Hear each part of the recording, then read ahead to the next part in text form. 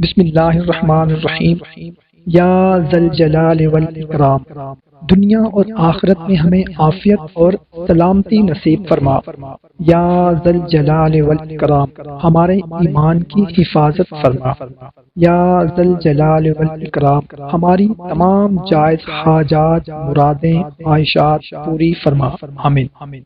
خواتین و حضرات، انسان کی زندگی میں بعض اوقات کچھ ایسے لمحات آ جاتے ہیں، کچھ ایسی گھڑیاں آ جاتی ہیں، کچھ ایسے دن آ جاتے ہیں، کچھ ایسے معاملات اس کی زندگی میں آ جاتے ہیں کہ وہ اپنے آپ کو بے بس، مجبور، تنہا محسوس کرتا ہے، اور وہ ایسے سہارے کی تلاش میں ہوتا ہے کہ جو اسے سکون کی دولت سے مالا مال کر دے، اسے ذہنی و قلبی سکون حاصل ہو۔ تو اسلامی تعلیمات جو ہماری زندگی کے ہر شعبے میں ہماری رہنمائی کرتی ہیں، ہمیں بتاتی ہیں کہ دلوں کا چین، سکون یہ اللہ ہی کی یاد میں ہے۔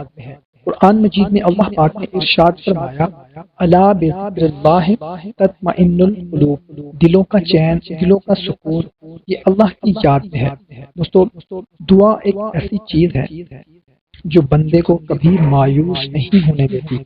اس لیے جب بھی کوئی مشکل آ جائے، کوئی پریشانی آ جائے، کوئی آزمائش آ جائے، کوئی تکلیف آ جائے، کبھی دل کے اندر بے قراری، بے چینی آپ کو محسوس ہونے لگے، تو دعا کے لیے اللہ تبارک و تعالیٰ کی بارگاہ میں ہاتھ اٹھا لیجئے کہ دعا کی برکت سے بڑی بڑی مشکلات دور ہو جاتی ہیں، بڑے سے بڑے مسائل حل ہو جاتے ہیں۔ تو ایک وظیفہ میں آپ کی خدمت میں عرض کرتا ہوں، اللہ پاک کے یہ دو مبارک صفاتی نام یا ذل جلال والاکرام جو مسلمان اپنے دل کے ساتھ، یقین کامل کے ساتھ 100 مرتبہ پڑھ کر اللہ پاک کی بارگاہ میں دعا کرے تو اس کی دعا رد نہیں ہوتی، اس کی تمام دعائیں اللہ پاک قبول فرماتا ہے اور اسے خوشحالی نصیب فرما دیتا ہے۔ تو دوستو، انشاءاللہ ہماری دعائیں بھی قبول ہوں گی، اور کیسی ہی مشکل کیوں نہ ہو، کیسی ہی پریشانی کیوں نہ ہو، وہ بھی دور ہوتی چلی جائیں گی انشاءاللہ۔